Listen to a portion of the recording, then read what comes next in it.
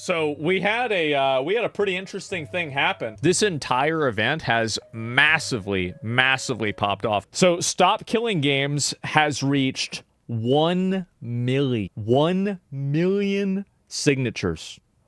Okay, this one's going to be fun. So, the Stop Killing Games initiative is almost over, and the last time we covered it, the European Citizens Initiative, which is the part of it that matters the most, had just opened. And as of right now, you've got just days to join it, meaning that this is your last chance to make your voice heard and hopefully prevent the games that you buy from being destroyed. That's right. But here's the thing. Until last week, it really did seem to be rather doomed. Yeah. They needed hundreds and hundreds, over 500,000 more signatures. But, well, right now, it's getting thousands an hour. The reason why is quite funny. So it crossed 1 million. They have reached the goal, and they are even going beyond that even farther. What is it at right now? Happened. They needed to hit 1 million signatures, but after months of stalling, they only had 450k. But then, over the horizon, a savior came. They're past 1.13. Pirate software. And that's because his opposition, plus a few pinches of World of Warcraft, sparked a drama that is now surging signatures to the tune of over 240,000 in just 7 days. So, that's right. Time to get you up to speed. It all began last year when the darlings at Ubisoft shut down The Crew. Now, they didn't just shut down the online features, they shut down everything. The game. Yeah, you can even play it. Turns out, even the single player required the online component. That basically meant that your copy of The Crew was, no longer a thing that you could really do anything with. Yep. So, Ross Scott from Accursed Farms was not a fan of this, so he started a movement. Now, you may know Ross from things like Freeman's Mind or Dead Game News, and his plan, right, was to use the law. Ross has been an advocate for gamer rights and other types of consumer protections for electronic media for a long period of time. This isn't, it's not like this is his first rodeo and it's his first time talking about this. He's been an advocate for this for quite a while. Not change.org to actually change things here. And it certainly seems that now, a year on, he actually may succeed in a way. So basically, right, Ross believes that consumers bought a product with games like The Crew, and that product was then taken away. But from Ubisoft's perspective, it's rather different. They argue that they sold a license to a live service, a service that they could simply end whenever they wanted. So put simply, what this movement aims to do is to address this gray area so that at the very least, people would get... I don't think that companies should be allowed to repackage sales as licenses rather than products in order to just take consumer rights away from the user. I think that's bullshit. How does that help anybody? How is that in any way in the benefit of the actual customer or the population? Yeah, it's not right. Yeah, it's bullshit. Formal clarity on what they were actually buying. Best case scenario would involve something basically with more teeth. Now, this was all multi-pronged. There was a UK campaign that hit problems early on with the government claiming that existing laws already covered the issue. As for the US, well, basically, it was never an option because of already settled law. Now, because of this, stuff looked grim. But last summer, another path opened, and that path was the EU Citizens Initiative. So, this lets EU citizens propose legislative agendas, and this proposal was very simple. Stop destroying video games. And what it would require certainly does sound simple. It's that any game sold in the future would have to prepare for the eventuality or the possibility of server shutdowns, that they would need to remain in a functional, playable state. Now, this could be through, say, single-player access, maybe through peer... Or they got to give people their money back. Like, I think that if you revoke service from somebody and you take somebody's service away, you have to give them their money back. Like, you can take them off of your official servers, maybe, but, like, to just take their entire account back, because, like, again, it's just not fair.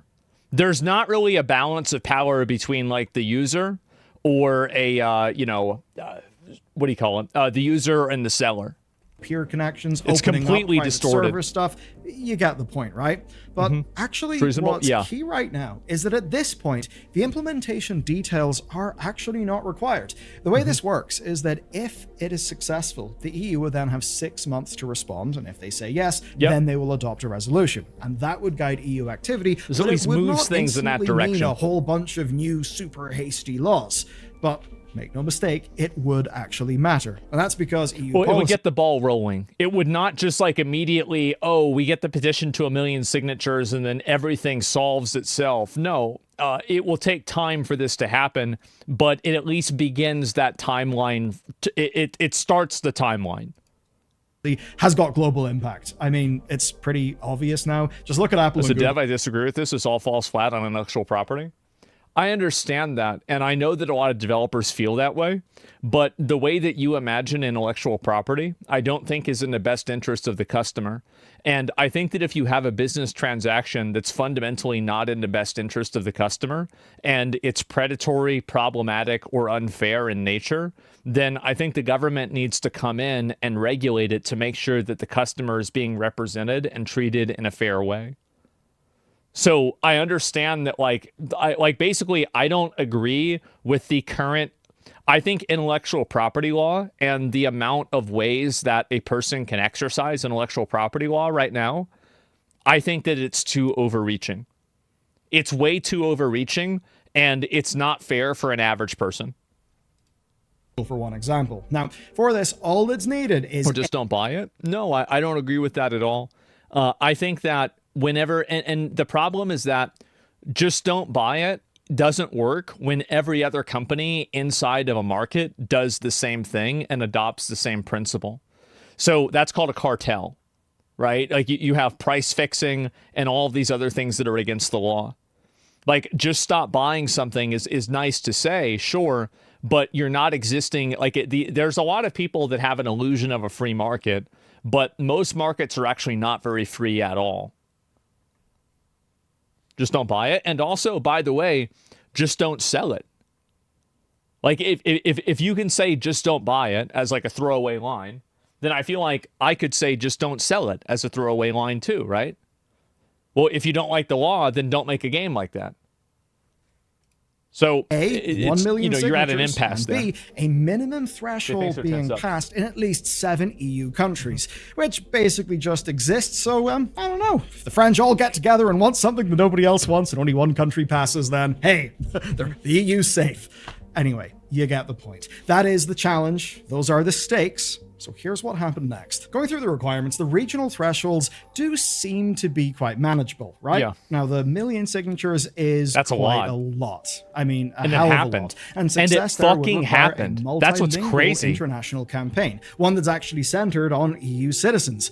Who was leading it? Well, an English-speaking YouTuber with a cult following, which... Asmongold loves authoritarianism, as you were saying earlier.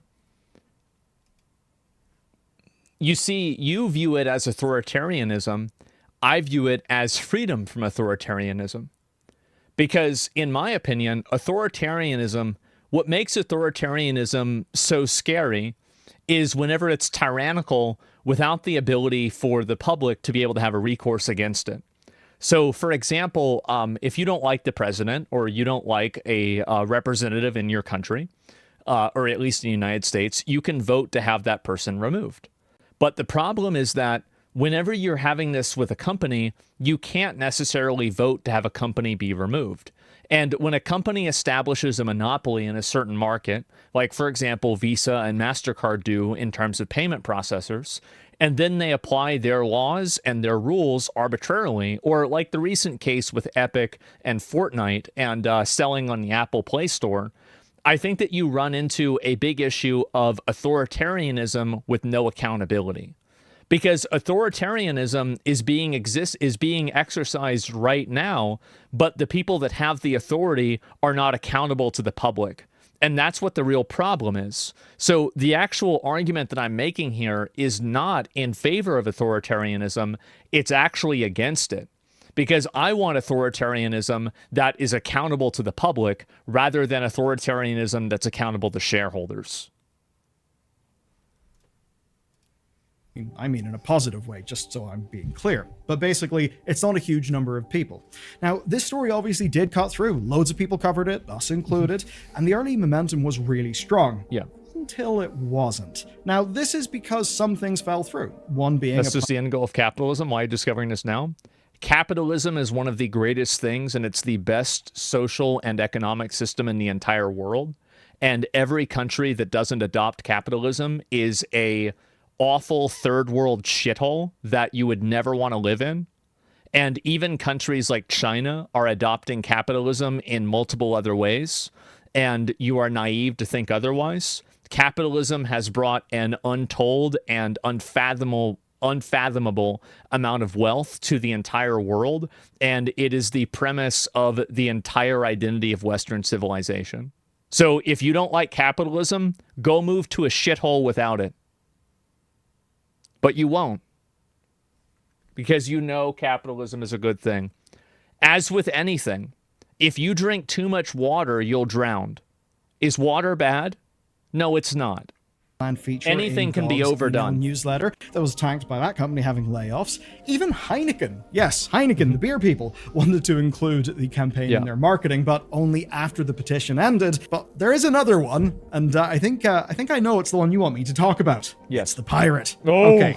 TLDR, Pirate Software opposed the initiative. This is back when it all kicked off. So what I'll do here is boil down what I essentially think is the best case, or like the best faith version of his argument, which is essentially that in very many cases, over-regulation often actually helps the incumbents. In this case, would help the AAA companies. The reason this is true. That wasn't the argument I think Pirate Software was making, but it's true that oftentimes a lot of companies that are very big argue and advocate for higher degrees of regulation that have additional costs in order to pull the ladder up to make it difficult to have emerging companies make it into the market.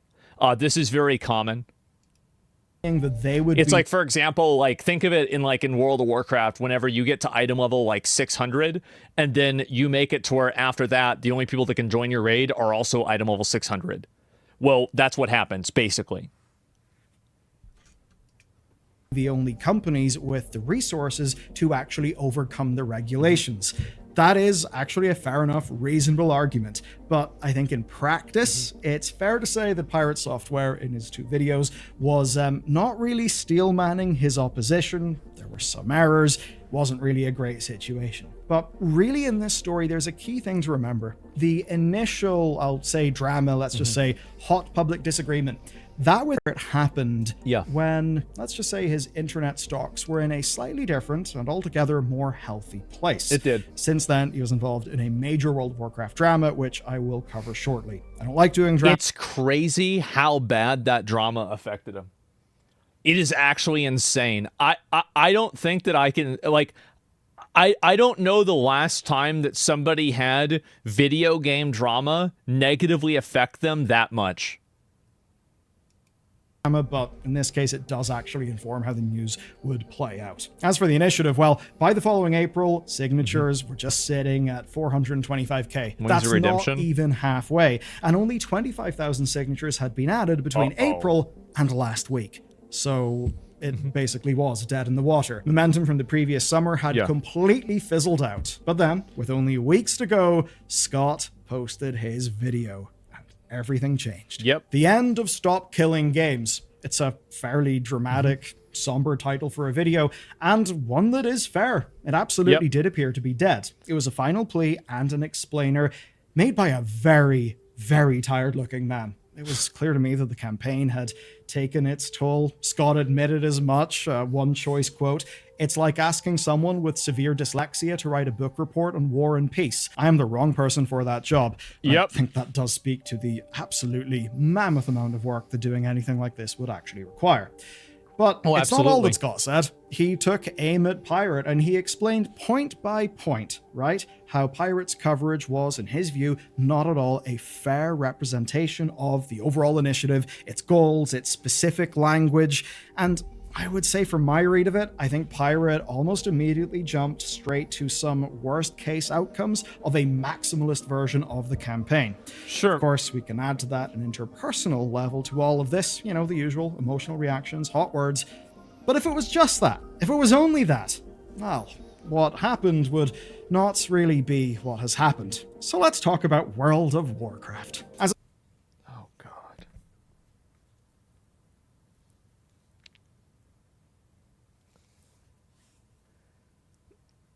It's actually crazy that this was all because of a WoW guild.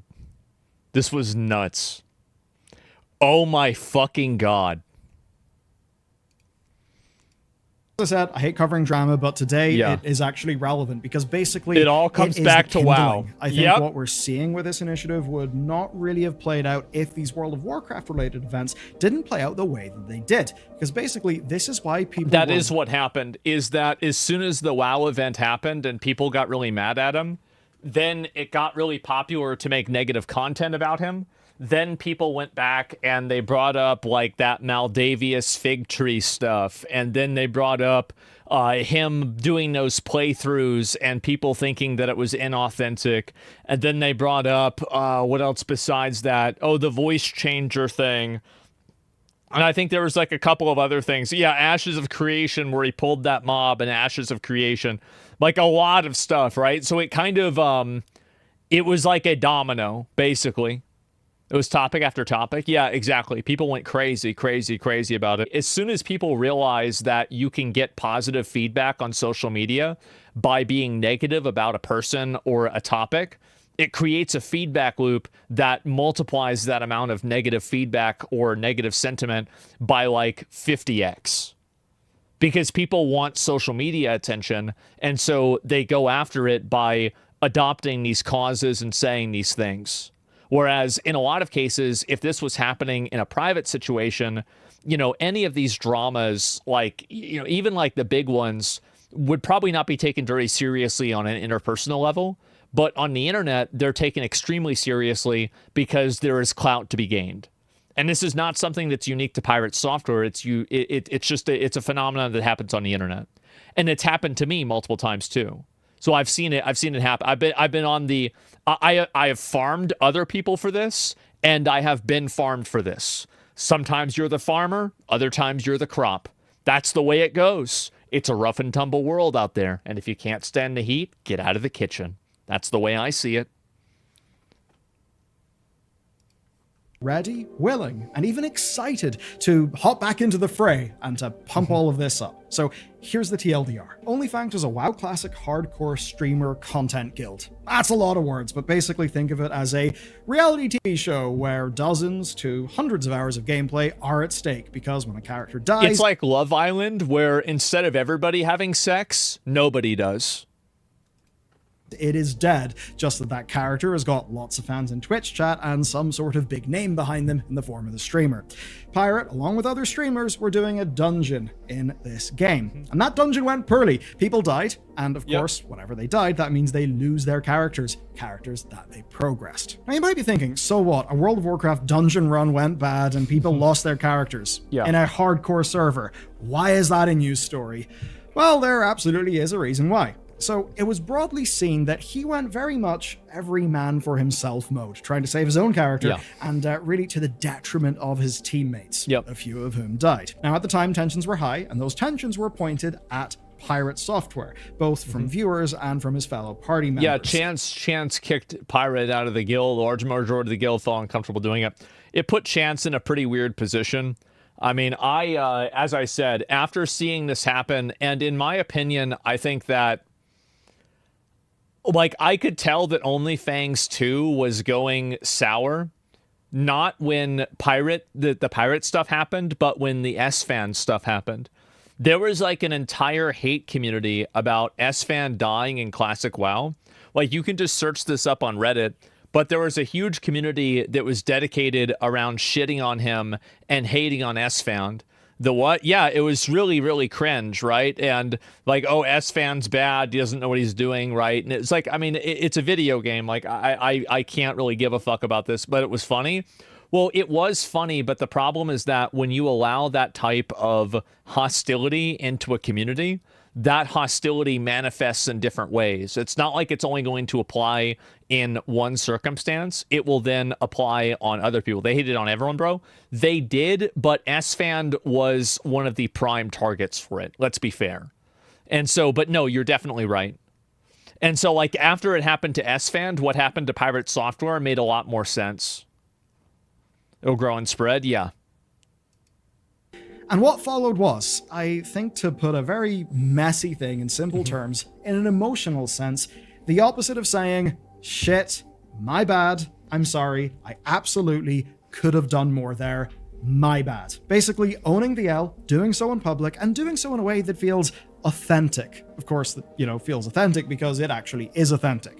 So, if you ask me, what actually happened is a common downfall of very smart, very rational people. That's because very smart, very rational people can rationalize how they are very, very right and others are very, very wrong. And I think Belluar is very accurate about this, and this is something that I've learned before myself, is that I have I don't really understand why people get emotional. I'm not an emotional person, and because I'm not an emotional person, when people react emotionally, I don't really know how to approach it or how to react to it, because it's like putting water on a computer. It just short circuits my brain.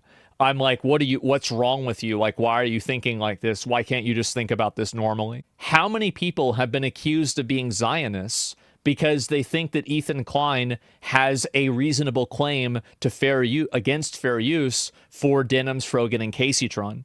And they're being called Zionists, that they like Ethan Klein, they're Nazis, and all of this other stuff. It's totally illogical.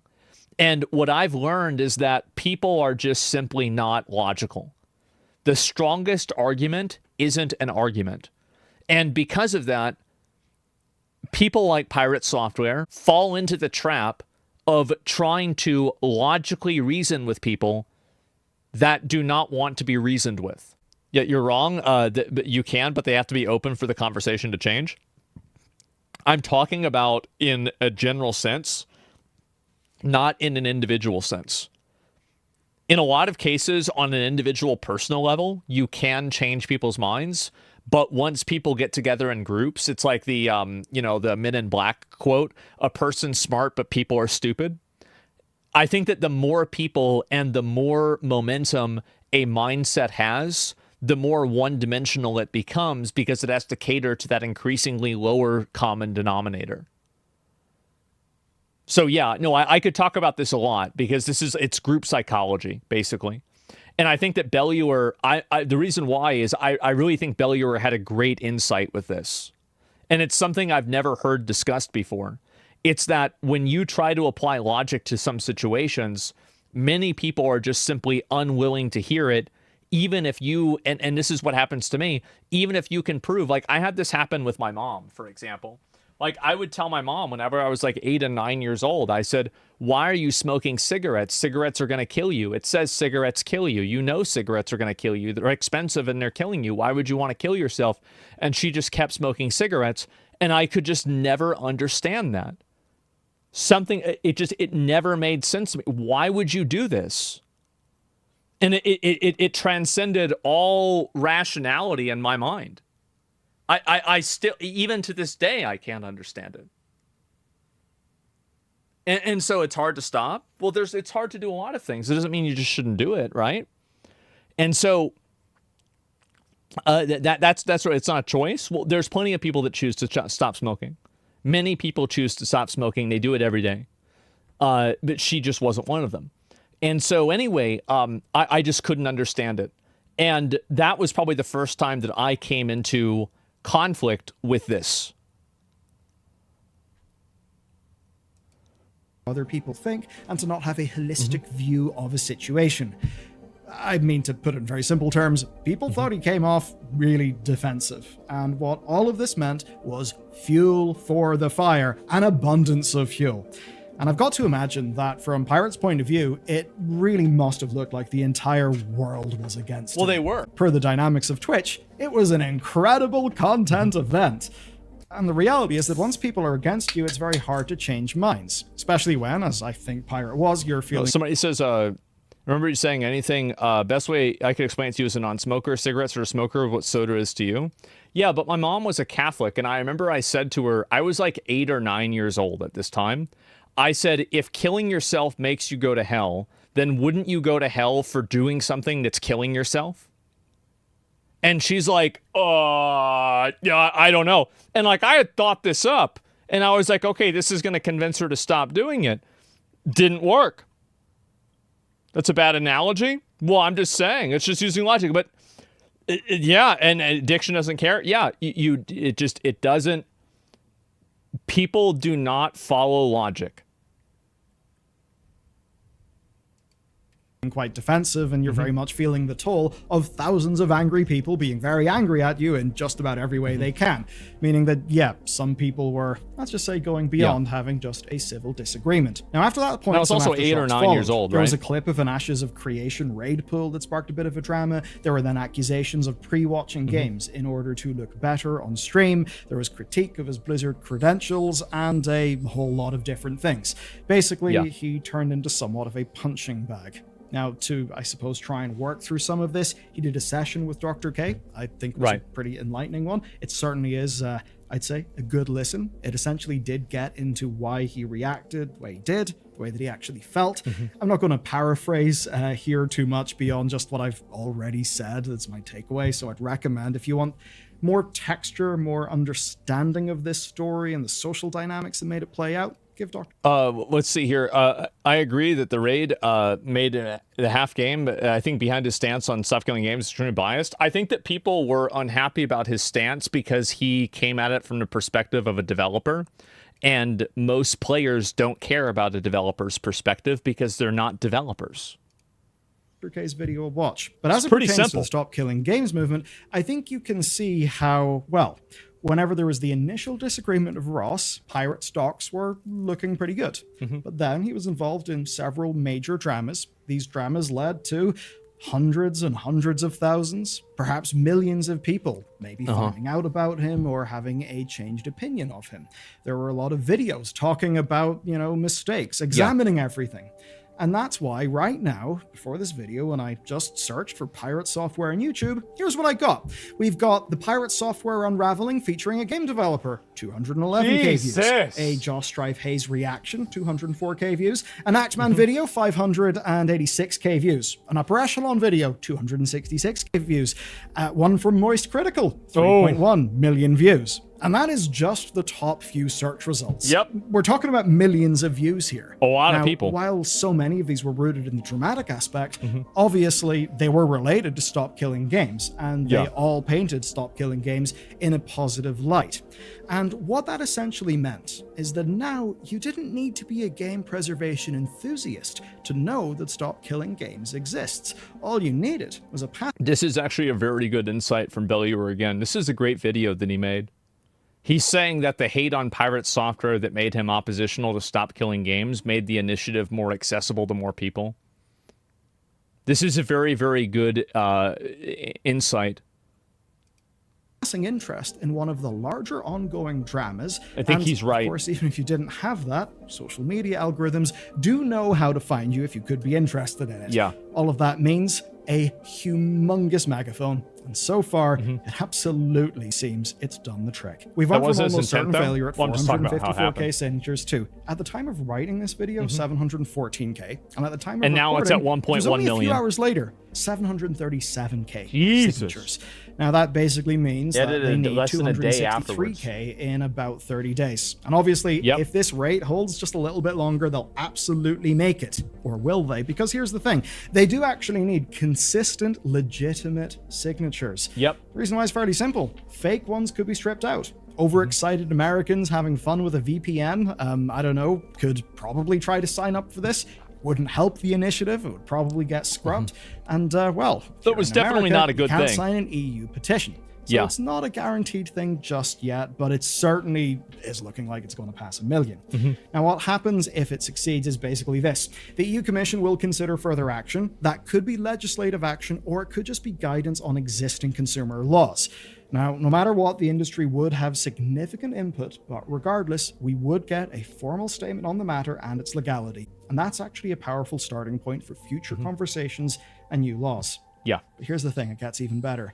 Because those conversations have already begun, and we've already started to make progress. Through all the noise and all the drama, the core problem is fairly simple. This is a great thing. That audiences often think they're buying a product when they buy a game, but in reality, they're actually buying licenses. Now, since October, Steam explicitly states that all purchases are licenses, that it's not ownership. And that was all. I don't think that's enough. Just because you say something should be a certain way doesn't mean it is that way. I think that a customer should be entitled to certain things when they spend their money, and you shouldn't be able to just take it away from them because they signed some TOS. That's bullshit. Case. It's just that now it's no longer hidden in their EULA. And Valve's timing was, let's just say, curious here. That's because California signed AB 2426, stating that any media that you can't permanently access offline must be labeled as a license, not a product. Oh, there it side is. To this is companies That's seeing a good PR start. opportunities, and there's a beautiful irony. Ubisoft. Yes, Yeah. the very company that started this whole mess is actually taking action. That's because they're testing offline modes for the Crew 2 and Motorfest, and I think it's fairly clear that the Stop Killing Games movement inspired this. So, you know what? In certain ways, it's And I think there's also like a certain level of consumer advocacy that certain games and publishers will feel pressure to do this, even outside of the legal expectations. Like, now that companies are more afraid to do, a great example of this is like Web3 and NFT stuff. Like nowadays, saying that you're going to make an NFT game or a Web3 game, this is like an immediate pass for, I would say, 98% of the internet. And so because there's such a negative sentiment around it, I think that it's created a feedback loop where companies are not making content that way. already winning. Now, another thing that could inspire this was an actual lawsuit, specifically a Californian one about the closure of the Crew. But that lawsuit is actually facing some problems right now, and that's because of a Final Fantasy XI related precedent that lets companies remove users from games because, well, as a user, all you've bought is a license, and that can be revoked. That's a ruling that obviously plays to Ubisoft's advantage in that lawsuit, but looking at the big picture, we actually do see the developers are choosing to address these issues. I agree with companies being able to remove users from their own servers. Like, for example, like if you're on a multiplayer server and you're cheating, I think they should 100% be able to ban you. You think it's good to think like that? I do. I'm very much a big fan of that. I think it's a great thing. I think that every company should exist, at least not for the detriment of the population. I'm a big advocate for consumer rights and consumer protections. And not because they're being forced to by the law, seemingly because they want to. But there are many reasons for that. It could be PR, or it could simply be because they see what way the wind is blowing. Here's something cool. Take a look at Super Moves World of Parkour. This is an indie game that failed. Legal obligations prevent keeping the online functions active, but existing owners can still play it in single player. There's another example. Whenever Blizzard Entertainment purchased Spellbreak's developer, they obviously stopped the game. But months later, they released a peer-to-peer version of the game on itch.io. That's awesome. And before all of this, Valen Studios ended Knockout City. Yeah, there's no reason why they can't do this. Really, there's no reason why they can't do it. And also, by the way, we can just tell them to do it. You realize that, right? We can just say, you have to do this now. And if enough of us get together and we say, you have to do this now, then they have to do it. Because that's the way the government works. They made sure that private servers still would work. This is basically that simple. 3 indie teams finding a way to preserve their games retroactively. It is good shit. It matters. Now, yes, it is the case that player counts may be in the single digits, but it preserves gaming history. If a bunch of people want to play one of these games together, they actually can. And if Stop Killing Games passes, developers would have to consider things like this, not retroactively, but from day one. And that doesn't mean you can no longer make an MMO. You can still make Helldivers, but you'll need to sell your games correctly. Like a peer-to-peer You'll need to or something label like that, them as what they actually are. Are they products or are they licenses? And you'd need to provide some sort of exit plan whenever servers shut down. And nobody is saying that retrofitting games for offline play is an easy thing. But I don't actually think that's a... Just because something is complicated to do doesn't mean that you should just forego the consumer experience and then the consumer shouldn't be represented or treated in a way that's ethical or fair. I think that there's a lot of things about this that make it complex and difficult, but that doesn't really matter to me because what really matters is whether something like this is in the best interest of the player. There's a lot of things that are complex and difficult, and if you can't do it and you can't deliver that product to the market, then that's your weakness as a business. Like, not every business has the right to exist. Reason not to try this, because in many ways the direction of travel has not been great in gaming. It's often not been great in consumer law, at least until recently. I think making progress in this realm is absolutely a good thing, and I think the idea, why not try, well, I think that is the attitude that we need. Of course, as for some of the reasons why not, you likely heard those from Pirate Software. I think most people are thinking that on balance, no, it's actually worth giving this a shot. I think the benefits to consumer awareness, consumer protections, and, well, game preservation are pretty damn good reason why we should actually try. So, it's up to you. My question is simple. Why not give it a try? You can find the thing linked down below. It's a great initiative. It is. And if you're from the EU, you should sign it, even though it's past 1 million in case of fake signatures. I actually think this is one of Belluar's best videos. I think that's probably the reason why so many people watched it. He brought in a number of elements of insight into this that I think nobody else has really discussed. And I think that he talked about the psychology of how and why the resurgence happened in a extremely informed and intelligent way. This is one of his best videos. I'm going to link it to you guys. If you want to see an example of consumers not being treated fantastically, give it a like. Capcom, you're being naughty and it's time to call you out. You can find out all about it in this next video. There's the video right there. I genuinely, reason why signing a petition is actually a bad idea, and it may lead to Pirate Software saying, I told you so. In case it doesn't go well. Well, no, I mean, like, then people are just going to push for it in general, right? A weird conspiracy I just thought of. What if Pirates said all that to bring attention to the movement and have it succeed? I don't think that's why he did it. I don't think so at all. But, either way, it created that effect. And I think that having a face for people to go against definitely helped a lot of people advocate for it and go after it. That's 100% true. And what is this here? What do you think is really going to happen, though? Will these companies truly cave? I think that you guys have a very, very pessimistic view on how easy it is to make companies do what you want whenever the government just tells them to do something. The fact is that the government has the army, the government has the guns, the government has all of the power. If they tell a company to jump, the company says how high.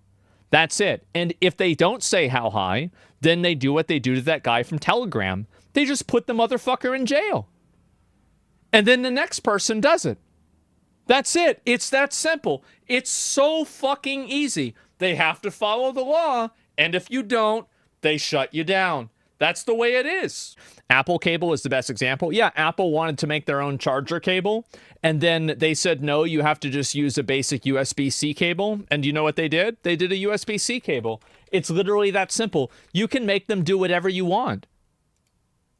You can. You all you need to do is get enough people together, and then you apply the law to them. That's it. And it's that simple. Or the company moves to a different country. It doesn't matter, because even if the company moves to a different country, if it's doing business in your country, then they're still then the company can get blocked. They can extradite people. There are a million ways that governments can find opportunities to negatively affect one of these companies. And so don't ever think that this is beyond any level of accountability. None of these companies are, and they could easily do it as much as they want. Someone tell that to Nintendo? We could easily do that. And also, by the way, Nintendo is facing an issue with that right now. So they're facing a lawsuit right now over the ability to disable Switch 2 consoles in Brazil. I don't think, even in Brazil, they can still hold Nintendo accountable. Yeah, and also, the more companies do that, then the more, let's say, one country has this law. Okay, well, let's say Brazil. Brazil is a huge market, but it's not the size of the United States or the European Union, right? Or China. So let's say this happens and it's against the law in Brazil, but the company continues doing this stuff. That's totally fine. But the difference is that when more and more countries make it against the law, then that business model becomes increasingly less viable, because you're looking at your target audience and it's becoming more and more and more narrow. You see kind of how that happens? The chances are the others will follow. Yeah, and once enough countries make something against the law, it becomes the default for international trade. That's what happens. And I think it primarily is decided by two different groups of people, right? And it's primarily decided by the United States, China, and the European Union, and the UK. Those are the prime, main, big money groups in society. And if you're not making money inside of that, you've got some problems. I'm happy Nintendo's getting sued, especially for this. They are. And also keep in mind that we could do this to them in the United States, too. The European Union could do this to Nintendo, too.